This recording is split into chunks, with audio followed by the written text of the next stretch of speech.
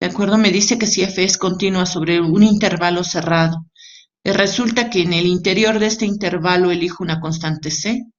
Entonces, la integral que va de a hasta b, de f de x, es igual a la suma de estas integrales, donde vean que el límite de integración que estoy agregando es el c.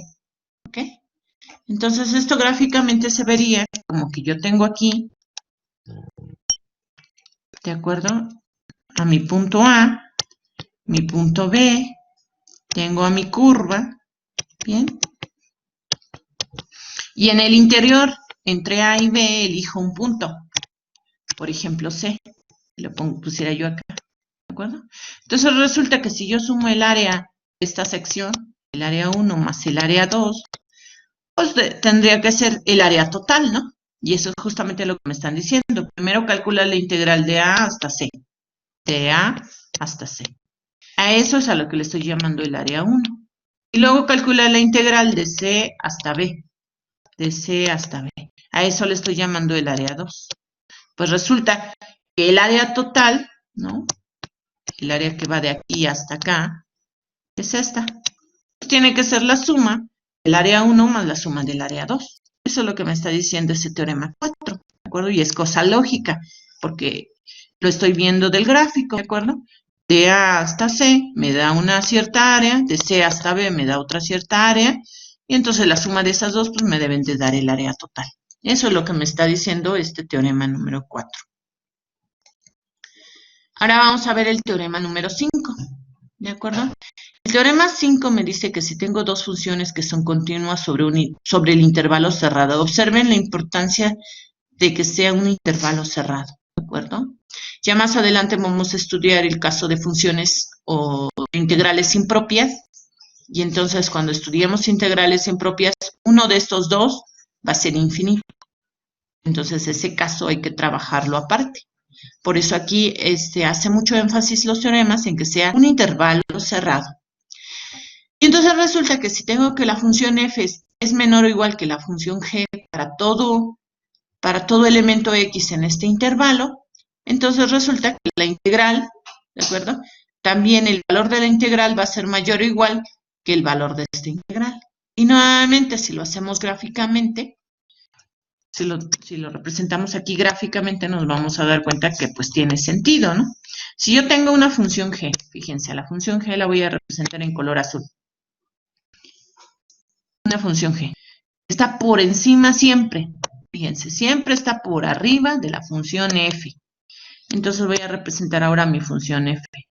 Supongamos que la f sea esta. ¿De acuerdo? Que puede ser así, así, así, así, así. Esta es mi función f. La azul fue la función g. Entonces resulta que cuando yo calculé el área, ¿de acuerdo? En el intervalo que va de A hasta B, pues claramente el área que va a estar comprendida en F va a ser más pequeña que el área comprendida en G. ¿De acuerdo?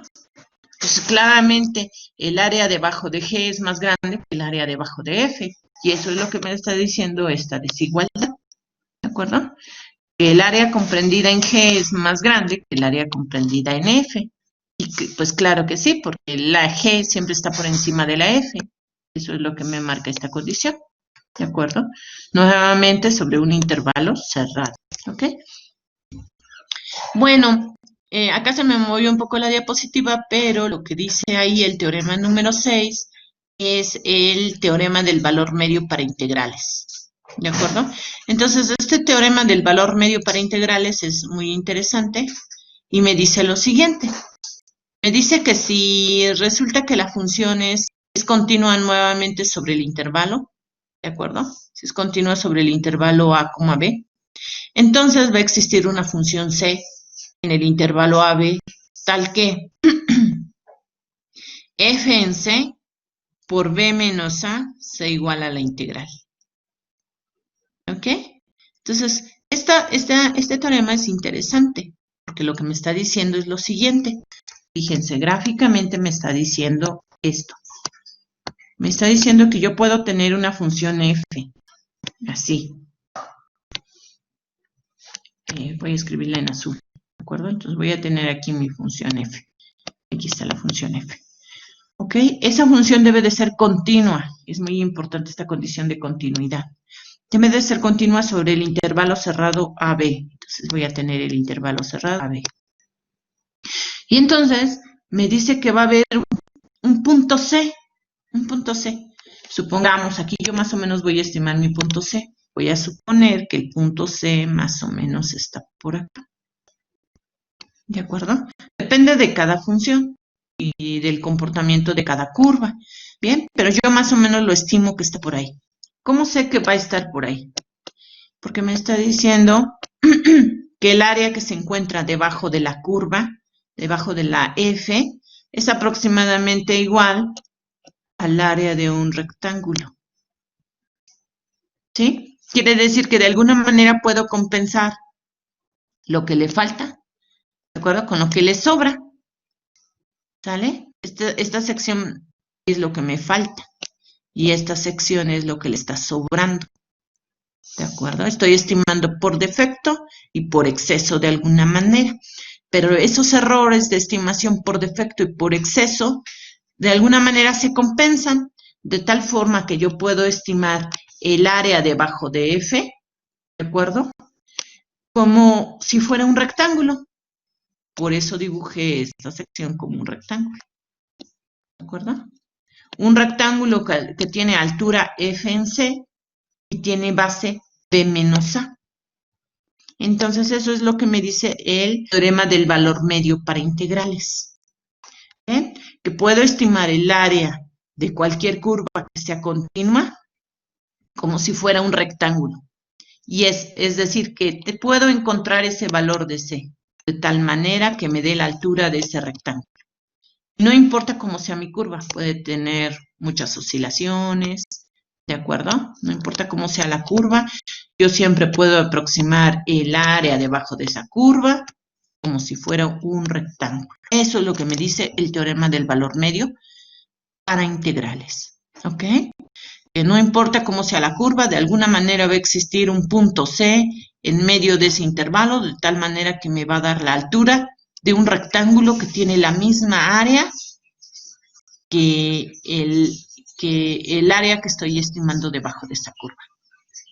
Bien, bueno, también viene otro teorema, ¿de acuerdo? Que es importante, que se utiliza con mucha frecuencia, que es este, ¿de acuerdo? Que si tengo para F un valor máximo y tengo para esta F un valor mínimo, entonces el área comprendida en la curva va a estar entre el valor mínimo y entre el valor máximo, entre los rectángulos que se generan, ¿de acuerdo? Por el valor mínimo y el rectángulo que se genera por el valor máximo. Y otra vez eso tiene mucho sentido, ¿no? Porque si tengo en mi función, ¿de acuerdo? Si tengo una función así, digamos que fuera así, ¿de acuerdo? Esta es mi función f. Nuevamente la condición que me deben de pedir aquí es que la f sea continua, ¿de acuerdo? Entonces fíjense, voy a tener esa función f. ¿Dónde alcanza su valor mínimo esta función f? En este punto. Este es el valor mínimo, ¿de acuerdo? Entonces, sobre ese valor mínimo, yo trazo el rectángulo. Este es el A y este es el B. Pues claramente el área comprendida en ese rectángulo, ¿de acuerdo? Va a estar por debajo del área real que estoy buscando. Este es el M, ¿de acuerdo? Ahora voy a trazar el rectángulo del valor máximo. Entonces, el rectángulo del valor máximo lo voy a poner en azul. Voy a trazar este en azul. Entonces, ¿cuál es el valor máximo de mi función? Pues como que pareciera que es este, ¿no? Entonces, este es el valor máximo. Sobre ese valor máximo también trazo un rectángulo. Claramente, el rectángulo que tengo en negro, ¿de acuerdo? Pues está por debajo del área real. Y el rectángulo que tengo en azul está por arriba del área real.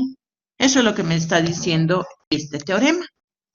Y es una manera de estimar áreas debajo de las curvas, ¿de acuerdo? Pero utilizando ya las propiedades que tienen las curvas en particular. ¿Bien?